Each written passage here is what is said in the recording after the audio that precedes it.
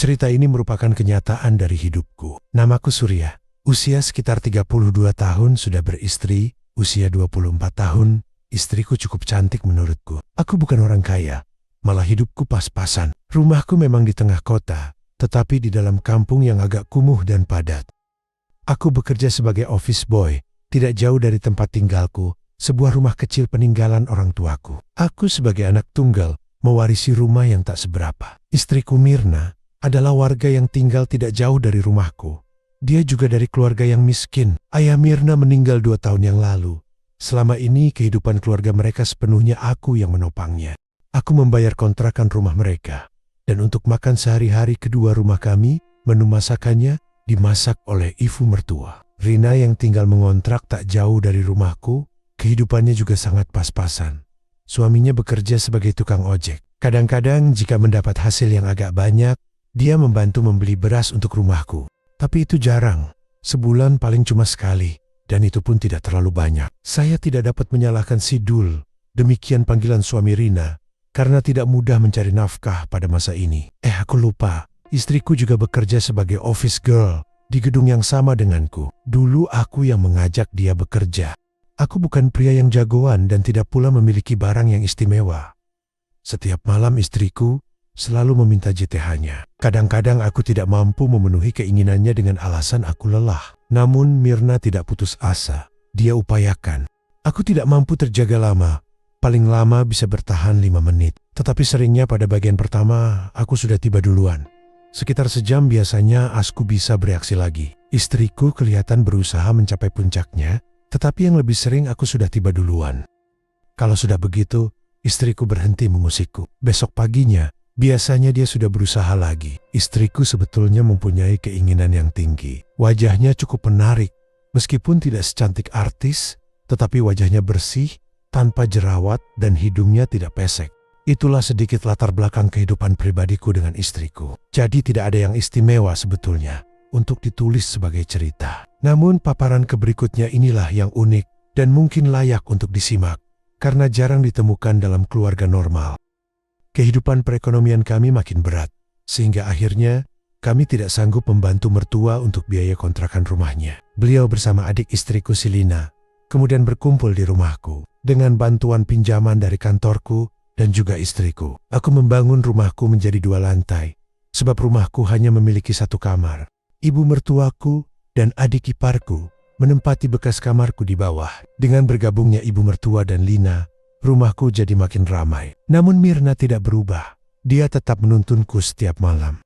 Ibu mertuaku sudah 3 kali menikah. Ketiga putrinya berasal dari suami-suami yang berbeda. Aku menduga istriku mewarisi besarnya keinginan dari ibunya. Sebab aku duga, jika tidak besar keinginan ibu mertuaku, nggak bakalan dia menikah sampai 3 kali. Itu hanya pikiranku saja. Secara sebenarnya aku kurang tahu.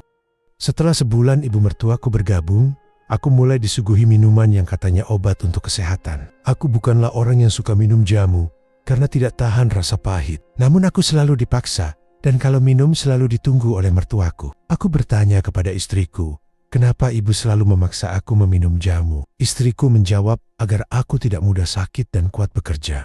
Kalau soal itu, aku pikirkan banyak jamu-jamu di tukang jamu. Tapi kenapa ibu meracik sendiri jamu untukku? Rasa jamu ibu yang jelas sepet dan agak pahit. Ada juga yang manis madu, yaitu jamu di gelas 2. Seminggu setelah aku rutin meminum jamu, aku merasa kinerjaku agak meningkat. Yang jelas kurasakan adalah aku mudah sekali ini. Tidak seperti biasa. Bukan hanya berubah, tetapi aku agak mampu terjaga lebih lama dari biasanya. Namun anehnya, pekerjaan yang lama itu tidak selalu membuat istriku lega. Pernah aku melakukannya sampai hampir setengah jam dan berganti-ganti cara. Tetapi istriku tetap saja sulit mencapai kebahagiaan. Aku merasa dampak dari ramuan jamu ibu mertuaku membuat diriku makin berubah. Aku jadi nagih terus jamu ramuan ibu. Istriku akhirnya buka rahasia. Ternyata dia curhat kepada ibunya mengenai kehidupan pribadinya. Jamu yang diberikan setiap hari kepadaku itu memang jamu untuk meningkatkan kinerjaku. Namun meskipun kemampuanku sudah berkembang lebih baik, tetapi istriku masih sulit mencapai kebahagiaan. Menurut mertuaku seperti diceritakan oleh istriku, aku kurang menguasai teknik-teknik menyenangkan hati pasangan. Terus terang, Dalam hati aku agak jengkel juga mendengar paparan seperti itu. Tapi aku tahan saja dan berusaha tidak menunjukkan rasa kesalku ke istriku. Sejak dia terbuka soal konsultasi dengan ibunya, istriku sering berusaha memperbaiki cara kami saat berbagi. Namun hasilnya tetap saja, istriku sulit mendapat kebahagiaan meski sudah bisa lama. Suatu hari pada malam hari istriku berbicara kepadaku dengan materi yang sangat mengagetkan. Dia berbicara bahwa ibunya akan mengajariku bagaimana bisa menyenangkan hati seorang istri. Mengajarinya itu bukan secara lisan, tetapi praktek langsung. Artinya, aku akan melakukannya dengan ibu mertua. Dalam keadaan bingung, istriku malah membujuk aku agar mau menerima tawaran, agar aku mau diajari ibunya. Tidak mudah bagiku menerima begitu saja tawaran istriku. Bukannya munafik, tetapi selama ini aku menaruh hormat dan menyegani mertuaku. Aku juga tidak memperhatikan daya tarik mertuaku, karena aku tidak ingin berpikiran macam-macam terhadap beliau. Namun sekarang aku menghadapi tantangan untuk demikian dengan dia. Makin lama, makin sulit menolak bujukan istriku. Padahal sejak istriku bercerita, aku akan diajari mertua, aku jadi tidak berani memandang mata beliau. Aku merasa sangat malu jika bertemu mertua. Malah kalau kukira di rumah hanya ada mertua, aku sengaja menunda pulang sampai di rumah ada Lina atau istriku sudah pulang. Sampai suatu hari, aku terpaksa mengikuti skenario istriku yang intinya aku harus demikian dengan mertuaku. Malam itu Lina menginap di rumah kakaknya. Aku diharuskan hanya menggunakan sarung saja TDR di kam dan lampu digelapkan. Istriku akan TDR di kamar bawah dan ibu mertuaku akan naik ke lantai atas. Dalam keadaan tidak menentu menunggu kunjungan mertuaku. Pikiran di otakku tidak sinkron dengan keinginanku. Mertuaku terlihat masuk ke kamar. Aku diam saja. Dia memina yang aku bawa. Tanpa menunggu lama dia sudah demikian asku. Perhatiannya agak berbeda dari istriku. Mertuaku rasanya lebih berpengalaman membuat aku lupa diri, tetapi aku masih bisa terjaga. Tiba-tiba mertuaku berdiri, lalu meminah yang dia bawa. Aku tidak bisa melihat terlalu jelas. Mertuaku demikian di sampingku. Lalu dia menyuruhku memberi perhatian pada hadiah istimewa. Inilah pertama kali aku melakukan. Mertuaku mengajari agar aku mengonsentrasikan perhatian ke titik yang dia tunjuk. Aku makin terpengaruh ketika mertuaku mengatur agar aku mengambil tempat, lalu mengatur oposisi ke arah yang benar. Luar biasa, hadiah mertuaku yang sudah berumur 40-an gak kalah dari istriku. Aku diatur dan diajari demikian. Sekitar 5 menit aku bertugas, mertuaku bersuara. Belum ada 5 menit mertuaku sudah bersuara lagi. Begitulah sampai yang ketiga, aku pun menyusulnya. Mertuaku memang pakar dalam hal ini. Dia mempengaruhiku sedemikian rupa, sehingga tidak sampai setengah jam aku sudah siap lagi. Aku mendapat pengalaman indah ini dengan mertuaku. Jika ada yang pertama, maka pasti ada yang kedua, ketiga, dan seterusnya. Begitulah hubunganku dengan mertuaku berlanjut. Di samping aku tetap meladeni istriku. Istri kemudian memujiku karena pekerjaanku menjadi lebih hebat. Hubunganku dengan mertua sangat dirahasiakan terhadap kakak ipar dan adik ipar. Aku seringkali curi-curi waktu pulang sebentar di siang hari, di saat adik iparku belum pulang sekolah, hanya untuk demikian dengan mertuaku. Sebagai office boy, aku juga merangkap menjadi kurir. Kesempatan bepergian itu, aku sempatkan pulang sebentar untuk menemui mertuaku. Mertuaku sangat senang bila aku mengunjungi di siang hari. Dia keinginannya juga tinggi, seperti juga istriku. Pernah ketika Lina menginap di rumah kakaknya, aku melakukan acara bersama dengan istriku dan mertuaku.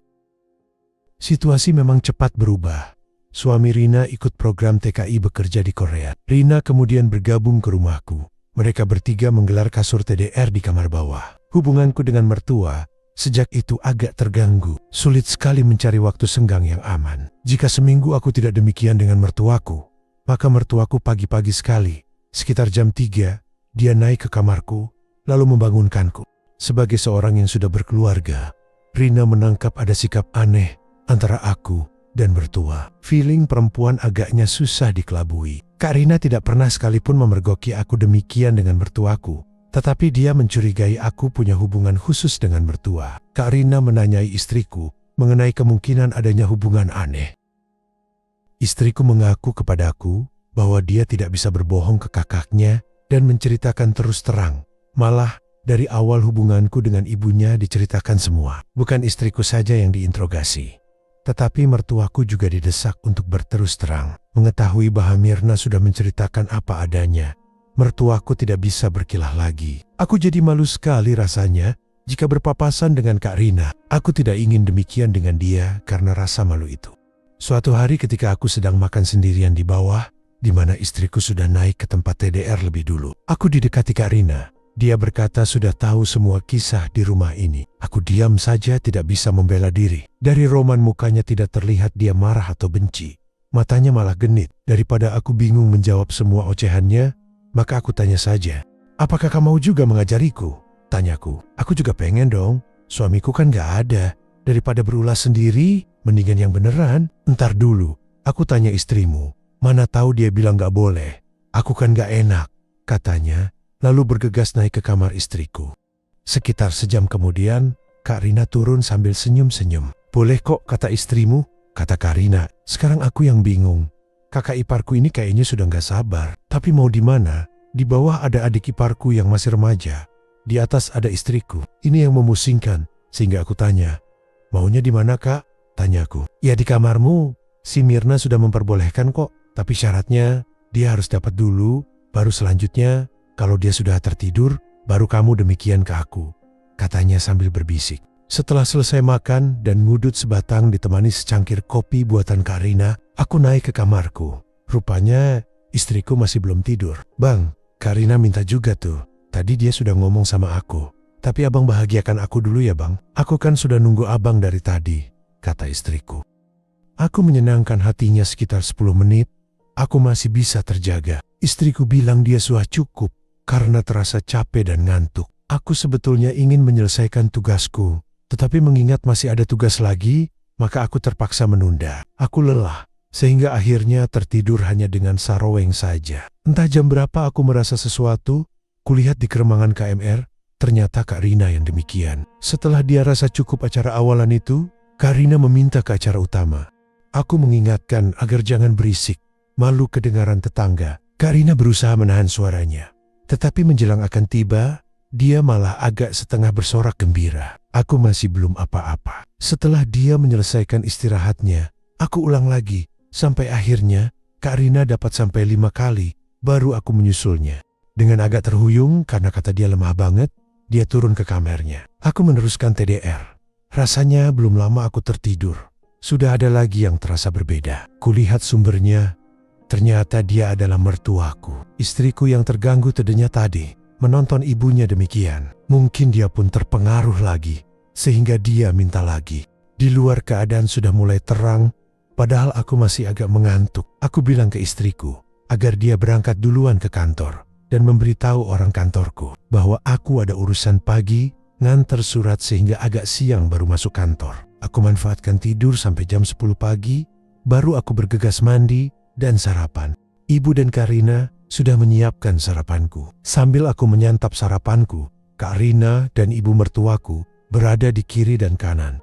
Bukan begitu saja, tangannya iseng banget. Dalam seminggu aku bisa 3 kali menuruti permintaan istri, kakak, dan mertuaku. Berkat pekerjaanku yang menyenangkan mereka bertiga, mereka pun kelihatannya sangat rukun bersaudara. Pada situasi formal, aku memposisikan mereka sesuai dengan kedudukannya, yaitu sebagai mertua, aku hormati, sebagai kakak ipar yang aku segani, dan sebagai istri yang aku manjakan. Selama tidak ada Lina, kami bebas menggelar pesta. Biasanya kami melakukannya di lantai atas. Seringkali istriku belum pulang kerja. Aku pulang duluan, sehingga saat di rumah tidak ada Lina, kesempatan itu dimanfaatkan oleh mertua dan Kak Rina. Meskipun sudah 3 perempuan yang menjadi tempat singgah, tetapi aku masih melirik Lina. Di usianya yang 17 tahun, Lina menjadi sosok wanita yang cantik. Sebetulnya tidak pantas baginya tinggal di rumah yang kumuh seperti rumahku. Mungkin istirahat bertiga di bawah sempit. Lina seringkali memboyong kasur busa tipisnya ke atas dan tidur ruang santai di luar kamarku.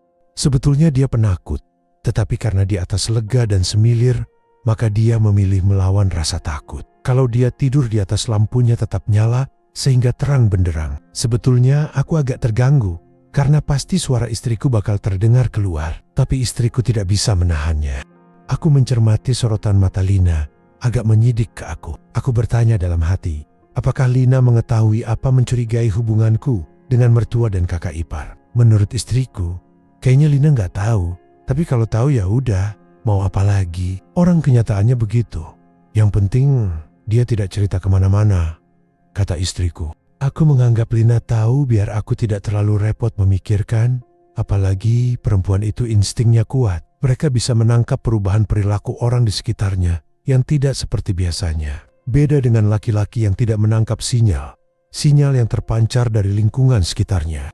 Suatu malam ketika habis bertugas, aku keluar untuk buang demikian. Kulihat Lina tertidur nyenyak, tapi masalahnya bukan itu. Lina tidak bawa kahiran, sehingga ruang pribadinya terlihat jelas. Aku dekati untuk memperjelas penglihatan. Aku heran, kenapa dia tidak bawa kahiran? Apa ini memang kebiasaannya? Atau kenapa ya?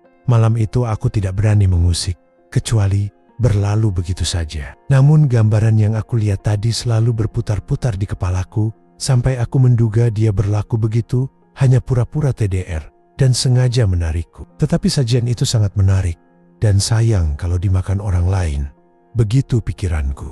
Aku dekati Lina lalu memberi perhatian khusus. Aku sudah masa bodoh lah dan menganggap memang Lina menginginkannya. Setelah itu aku TDR berbaring di sampingnya dan menanyakan kenapa dia tidak bawa akhiran. Dia mengatakan memang sengaja untuk menarik perhatianku karena Lina ingin merasai seperti yang dirasai istriku. Ternyata dia sudah menyangka mengenai hubunganku dengan mertua dan Kak Rina. Sejak itu, aku punya tugas tambahan setelah bertugas dengan istriku. Aku selalu mendapat suguhan berikutnya dari Lina. Suatu kali ketika aku sedang bertugas dan istriku sudah TDR nyenyak, aku kepergok mertuaku. Mertuaku hanya geleng-geleng melihat acara kami. Lina tidak canggung, malah dia menanyakan ke ibunya apa mau ikut bareng. Mertuaku tidak bisa berkata apa-apa, kecuali menuruti tarikan tangan agar di sampingku.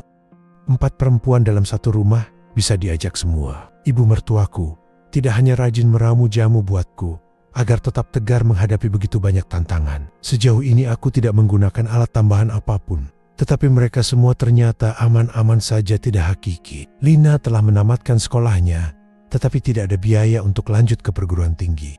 Katanya dia juga punya pacar. Menurut Lina, dia juga demikian dengan pacarnya karena selalu didesak. Rumahku akan digusur. Katanya, di daerah tempat tinggalku akan dibangun mall dan apartemen. Kami tidak bisa menolak kecuali nego untuk dapat harga setinggi mungkin. Setelah mendapat uang ganti gusuran yang bagiku lumayan besarnya, aku mencari rumah jauh dari Jakarta, tetapi memiliki akses kereta api.